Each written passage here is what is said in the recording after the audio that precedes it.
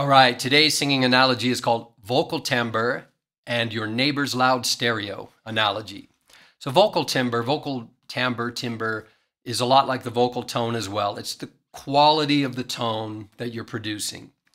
And the reason I sometimes am reminded of whether it's your neighbor's loud stereo or your child's loud stereo in the house down the room is that what we're trying to do is create the best quality sound as we possibly can with rich harmonics, which is what the timbre is really. It's the note that you produce plus all these wonderful harmonics in the harmonic series that are produced along with it. Okay? What can happen is when we have this inhibitory behavior, these muscles that tend to squeeze up and constrict, that we're trying to learn how to master them and keep them relaxed while we're producing sound. What they tend to do is they dampen the sound, much like if you're listening to a stereo right in front of the speakers, you get the full quality of the sound production. But if the stereo, for example, is your neighbor's loud stereo or your child down the hall with the door closed, it has to pass through doors and walls, and you don't hear the full wonderful complexity of the original sound source. You actually hear much less of the higher frequencies, and you might hear the muddier, boomier sound. Okay, so what we're trying to do when we train is to allow as much of that high quality resonation to come out. And there's several different reasons why it can be dampened and muffled.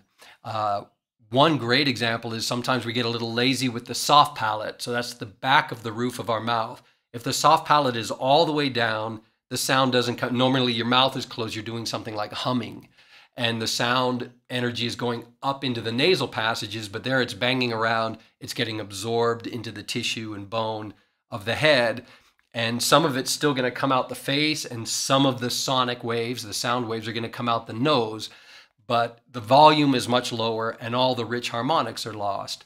Now, if we learn to raise the soft palate, when we do our exercise, we train those muscles. There's, I think, half a dozen muscles that raise that soft palate, lock it into place against the back of the throat, and we can even learn to stretch those muscles or pull on those muscles a little more, and they'll create a bigger arc. They'll arc the roof of the mouth even higher, which helps us produce this ring or twang or metallic rich sound that we're after.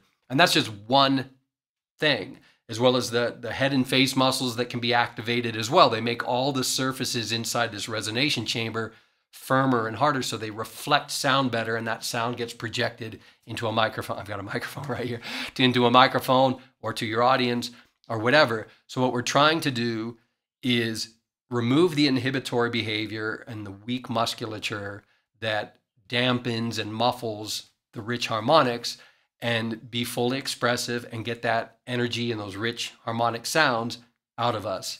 So that is the end of this analogy. I hope that made sense. You can leave comments, ask any questions if you want. And other than that, have a great day.